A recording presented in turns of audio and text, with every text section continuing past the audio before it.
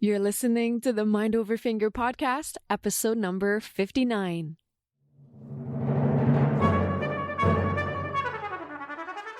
Welcome to the Mind Over Finger podcast. Discussions on mindful music making, efficient practice, and building a purposeful career. And now, your host, Dr. Renee Paul Gauthier.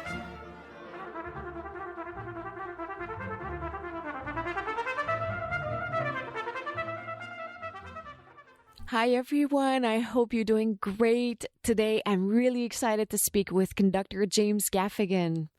James attracts international attention, and he's one of the most outstanding American conductors working today. He's currently the chief conductor of the Luzerner Symphony Orchestra and principal guest conductor of the Netherlands Radio Philharmonic Orchestra. James is in high demand, working with leading orchestras and opera houses throughout Europe, the United States, and Asia. The 2019-20 season features reinvitations to the Chicago, San Francisco, and Detroit Symphony Orchestra, Orchestre National de France, and Czech Philharmonic, as well as debut with Orchestre Symphonique de Montréal, Melbourne Symphony, and the Swedish Radio Symphony Orchestra.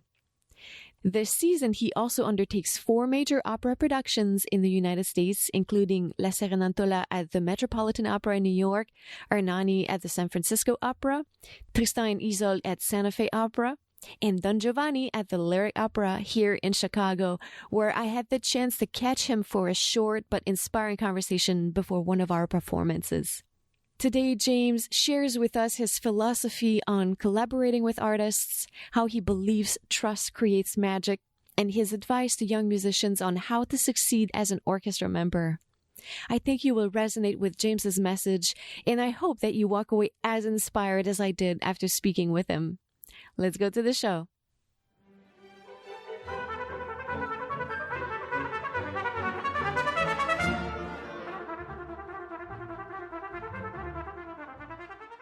James Gaffigan, thank you so much for sitting down and speaking with me today. It's my pleasure. My pleasure to be with you. James, you have a very active career. I invite all the listeners to go on your website and look at all the exciting projects coming up. So many great pieces, so many wonderful orchestras and opera companies. So I again, invite them to go and visit the website and try and catch you live wherever you are next. Yeah. But can you please tell us a little bit about your career in your own words? Well, I think I was lucky to start at a very young age because today, now we're given more opportunities as young conductors, whereas I think in the past, in Europe, you had to be part of the system of working in an opera house as a pianist and then eventually becoming a conductor. But in my life, at the age of 19, people started paying attention to me and giving me projects to do. And whether that was in a university setting or conservatory or a summer festival like Aspen or Tanglewood, I was lucky to have those opportunities at such a young age, and actually having great people around me protecting me from the music industry when I wasn't quite ready to jump in yet. So I've been very fortunate to have great people around me and almost like family taking care of me. That's wonderful. I had James Ennis on the show who was also talking about how he had this mentor who really helped him go through processes that would help him grow, not skipping any steps. So it's very great when one can have that in their career. Yeah, that's true. One thing that us musicians are very curious about is that process that conductors go through to learn repertoire, rehearse, practice. What does that look like for you when you take a score for the first time? How do you take it from first glance to performance? Yeah, well, I think there's so much that happens from first glance into performance. The main thing to think about as a conductor is we don't have an instrument to practice with. We can't go into a practice room and work on our craft. We have to be in front of other human beings.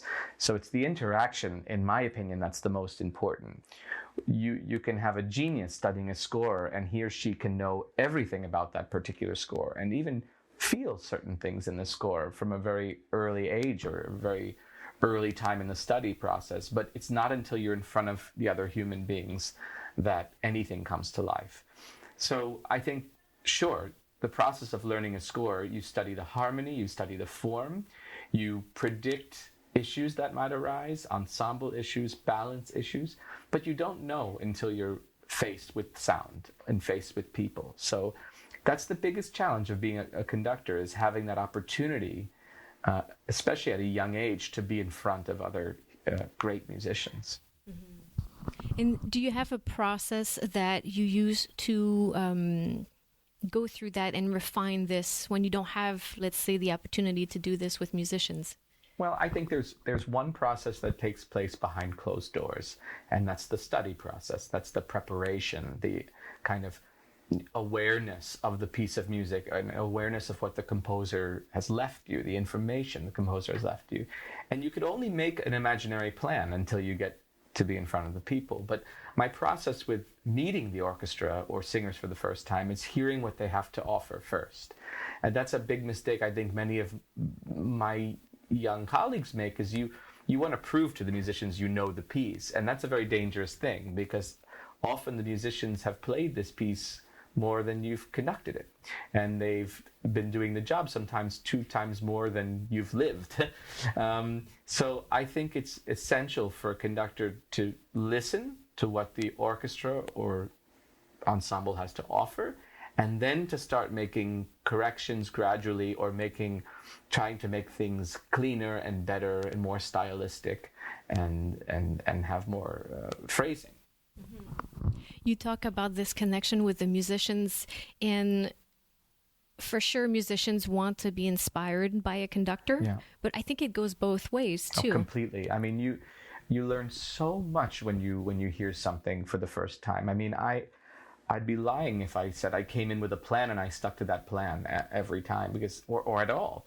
Because often when you get to a great orchestra like the Chicago Symphony or the Cleveland Orchestra or Munich Philharmonic, you run through a Mahler symphony and you hear things that you never imagined before. Some good, some not so good, some things you agree with, some things you think, wow, I've never thought of it that way. So you need to leave yourself open to that, and then be inspired by these incredible humans in front of you. There's so many instructions that we get from teachers, from colleagues, we discuss amongst ourselves, but in order to become better orchestra musicians, or what makes a good orchestra musician, from your standpoint, what do you like to see in the musician that is in front of you? What would you say to a young musician who's studying to become a professional, something that would maybe help them become a better orchestra musician? Well, I would say technique, of course, is something we all think about and work at, and that's obvious. It's an obvious trait to have good technique and good preparation. But the thing that really separates the great from the average are the listening skills. Orchestra is chamber music on a very high level. It's massive chamber music and so many moving parts and pieces. So I'd say the most valuable thing is that you're listening and adjusting to the colleagues around you, whether that means as a violinist blending with a section playing in the same part of the bow, being aware of the bass and cello group and what they're playing underneath you, where the foundation is. And this all has to do with awareness. I say listening, but it's more like, I always say to young youth orchestra members, it's like having your antennas up and really feeling out the situation in the moment. Because you could follow the conductor all you want. That's not music. That's follow the leader. And that's not what music is about. And I think the conductor has a lot to offer, but it's not just about them. It's about hearing the sound in the room and fitting into that sound. Those are really, really good points. And so much of it comes with experience too. Yeah, as well. Of course. And I mean, you can try to explain this to a 16-year-old violinist, but it's not until they're sitting in an orchestra and they feel what you're talking about. It's like, for example, I always talk about leading from the back of the section. And that scientifically means a couple of things. But most importantly, being more engaged. Because the further back, the more removed you are from the front of the ensemble, and that's where the quintet is. That's where all the front strings are, and that's where the conductor is dealing with many things, and you want to be with them in the front. But the fact is, to be with them, you need to be a bit more active and more engaged, because naturally, the further you are away, it becomes late. The sound becomes late. You're reacting scientifically to something that's already happened. So you need to anticipate, in a way, And for me as a conductor, I stare at the back of the sections. That's where I find the best musical inspiration, is to look and get them involved. Because if they feel like, well, we're far away, no one cares about us, that's absurd. Because the sound comes from the back of string sections. And that's the way music should be designed. It shouldn't be the leader playing first and everyone behind the leader. The concertmaster's job is to inspire for them to play more, and then he or she will play more. Less, he or she will play the softest in the front, because then the balanced sound will come from behind. I've never thought about it this way before, but it's a little bit like surfing, you know. And... Oh, yeah. Well, where it comes from. Mm-hmm. Yeah. And also it's like, well, I always make the comparison, if you're going to join, if something's going on and you're going to join in, it's like if you've ever learned how to ski and you grab that rope, and if you're not moving into the rope, you'll fall, you'll slip. But you have to, even before you play, feel the momentum of what's happening around you. I think it was one of my teachers that said the conductor is the confirmation of what you already know. So we should be, in a way, what you were saying is so true, because as you move further back, there's a tendency to sometimes become a little bit more passive. Yeah. And then it's when you stay active, of course, counting properly and making sure you do what's on the score. Hopefully you wrote down what the conductor said. Mm-hmm. But you want to take ownership of what you're doing and look at the conductor as a confirmation of what you already know. Absolutely. Yeah. Mm-hmm. And of course, be open-minded if he or she is inclined to take a little liberty at times. Yeah, absolutely. Yeah. And I think when you talk about liberty, the liberty needs to make sense. And I think that's something, when someone wants to take time for the sake of taking time, that's not a good enough excuse in my book. I think if a conductor or a soloist takes time, there needs to be very good harmonic reason or a musical reason in general for why that time is being taken. James, one thing that I really took notice from your online presence as well as from your website is your deep respect for musicians, and how I think you even talk about allowing soloists to project their own artistic stamp on the performance and accommodating their vision. Can you tell us a little bit more about that? Well, yeah, I have such admiration for what you guys do. In the end, I don't make sound. And I survive in a world where I'm surrounded by very talented individuals, and some budding talented individuals, some very young, wonderful, potential huge soloists or orchestra members. I have deep respect for the amount of hours that you have all put into your craft. And it's my job to make your lives as easy as possible when you're in the working environment, because it can be very bad. For many people, they show up to work and it becomes a job and only a job. And that's the saddest thing for me, because we're lucky enough to make music for a profession. We might as well enjoy it occasionally. So I think my respect for the musicians, it's a natural thing, and I'm very open to discussion at all times with soloists, with a section of an orchestra. And I feel when the doors open, the musical experience becomes bigger somehow and more important. And I only think with trust comes all the magic that can happen on stage. If you're fighting against someone, if you're working against fear, or if a conductor's threatening you, or makes a face if you miss a note, I mean, this is the worst. And I think there's a changing of the guard right now with people like my colleagues who I saw last night, Yannick Nedzetzagan. I was so happy to see him because he treats the musicians with respect, whether it's his orchestra from Montreal or the Metropolitan Opera Orchestra or Berlin Philharmonic. They all get respect, and then the musicians feel safe. And I think if you don't feel safe, how on earth can you play well? I love what you said. The trust creates magic. I think it's really true. It is true, and I think some people say, with discipline comes something. Yeah, that's a given. We all need a certain amount of discipline in our lives. But I think the only way to make music with another human being is if you can trust them in that moment. You don't have to be friends with them, but you have to trust what they're doing. I think it creates magic and loyalty as well. Yeah, over time. over time. And I'm glad you brought Yannick, because I, was just discussing him with a few colleagues, and that's what I was talking about experiencing when I played with him in the past, where it's, and actually I've played with you in the past, and I think I felt the same way where you're talking this trust, where you're treated with respect. It makes you want to give out your best. Of course. Yeah, and then you become a better musician. Yeah, and you feel safe on the stage, and that's the only way you should feel on stage. You shouldn't feel vulnerable. I mean, these singers that I work with, they're so vulnerable. They're up there, they're naked. There's no instrument for them to hide behind. Their instrument is their voice, it's their body. So of course it's my job to make them feel better. And if I disagree with them musically, I gently guide them in the right direction, and usually we come to an amazing agreement. I haven't had a single experience with a musician where it was aggressive so far. Yeah. James, I don't want to take too much of your time. We have a performance very soon. Yeah. I'd like to run through a round of rapid fire questions, if that's okay with you. So for the people who are dreaming of a career that maybe resemble yours, can you tell us a little bit what your life looks like? Oh my God. There's too much travel involved, too many hotels. Sometimes it seems very romantic on paper, but it's just a lot of traveling, a lot of planning far in advance. So for example, I'm planning 3 years in advance now, which is hard for me to imagine because I don't even know what's happening next week. But it takes a lot of discipline to know what you can and cannot do. And I'm still figuring out where my breaking point is because I miss my kids, I miss my family. So for me, it's still a work in progress.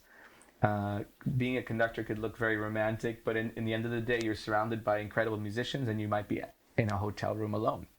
And you have to learn how to deal with that. So there's beauty about my job and there's also some very loneliness. What's a habit that you have that you think contributed to your success? I'm never satisfied. I don't know if that's a habit, but it's a reoccurring theme in my life. I'm never truly satisfied with the end result, which bothers some people, but it makes me always want to be better.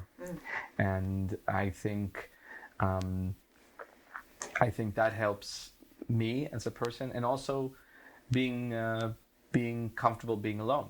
Back to this lonely question, I think when a human being becomes comfortable with themselves, then you become comfortable in public. That's a really great answer. We've talked a little bit about the skills that young musicians should develop to be better orchestra musicians, but how about some skills that you think they should acquire also just to become better artists in general? Well, I think the danger with a classical musician especially is you spend a lot of time in a practice room. I think there needs to be more chamber music and more improvisatory music making. So just reading through stuff with each other once in a while. I think you could never exaggerate the benefits of doing something like that. This kind of out of nowhere, let's get together, read some chamber music, or let me play for you. Let me play. I mean, what we do is not just for ourselves, it's for other people. And so you might as well start practicing at a young age, being with other people. And many young musicians, they go off to conservatory and they've just been in a practice room their whole lives. And that doesn't help with the musical experience. You need life experiences, heartache, happiness, sadness, depression, anxiety, love, whatever, all these incredibly strong emotions. How on earth can you understand Schubert? Is there a performance? Granted, you do perform a lot. There are many, many concerts on your schedule. But is there one that maybe has stayed with you throughout the years, and why? Well, I think there's many, but the ones that jump out. I still remember my debut with the Cleveland Orchestra when I was 22 years old, and it was as if everything was aligned. And I remember walking out and feeling very comfortable. They wanted me to be there. I wanted to be there. And it was a magical experience. And that was the beginning of my career. That was one. I also remember very vividly my debut with Vienna State Opera of La Bohème. And I remember being more nervous than I'd ever been in my entire life for this moment. And my boss from the Cleveland Orchestra, Franz Welser-Most, was there and over the box looking.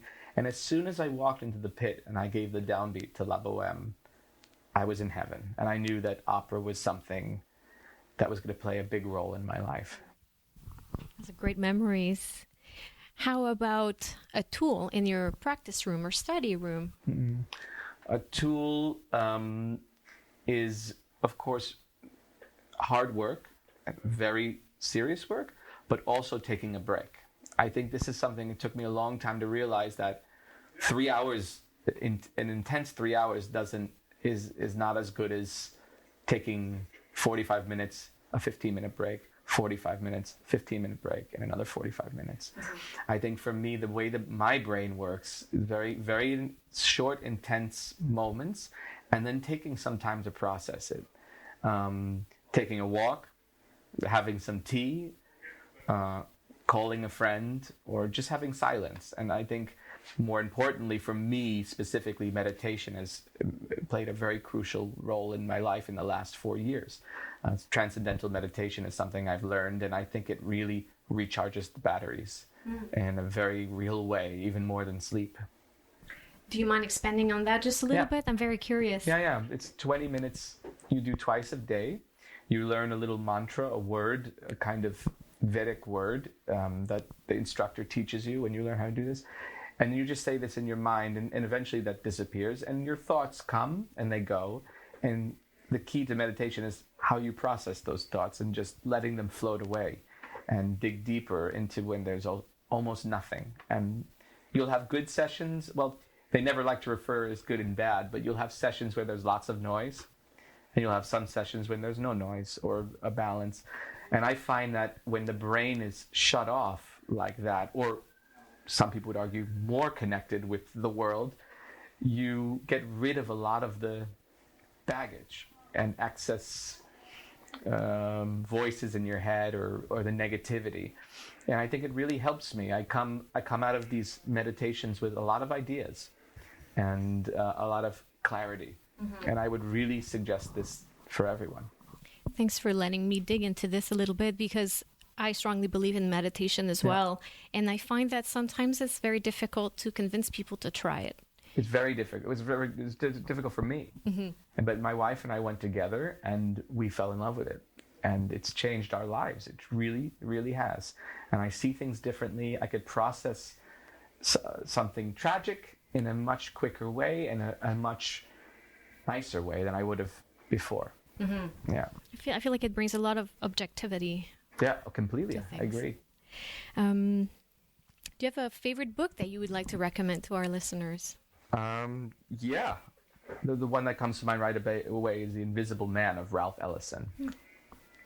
It's maybe the best American novel. Want to check out for sure. I like that we have the little background music going on. Good warm-ups. What's the best advice that was given to you that you would like to pass on to the listeners? Oh, the best advice that was given to me. Never take your natural talent for granted. That was given to me by a teacher, and he made me feel very guilty for being lazy.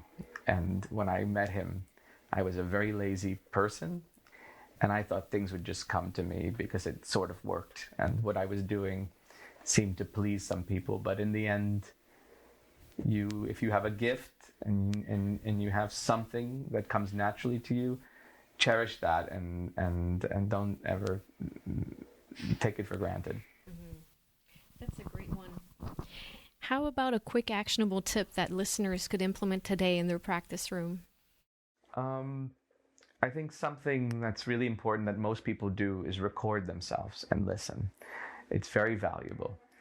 But I also think it's just as valuable to play for your colleagues, as many as possible, even if you don't agree with their opinion. There's something about getting out there and presenting yourself to another person that is as valuable as recording yourself and listening back. I think you deal with nerves that way. You deal with criticism that way, because criticism can help. It could hurt in the moment, but I think you could take away something from everyone. This is great advice. Anything else that you would like to share with our listeners? No, it's just been a pleasure to speak with you, and thank you for all the nice questions. Thank you so much. Thank you. Pleasure.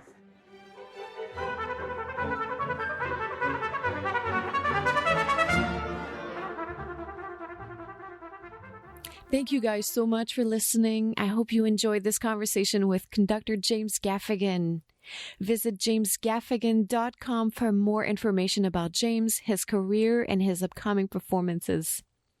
I really loved his approach to collaborating with artists, and I think he's 100% right that magic happens when you have this open-minded attitude and this trust in the people you're working with. And that's something for all of us to keep in mind when we're approaching our next collaboration, to make sure we leave that space for our colleagues to explore ideas and to express themselves, and that we have to be listening, paying attention, and flexible in our approach. If you relate to this conversation, please let James and I know by getting in touch with us, and let's keep this discussion going.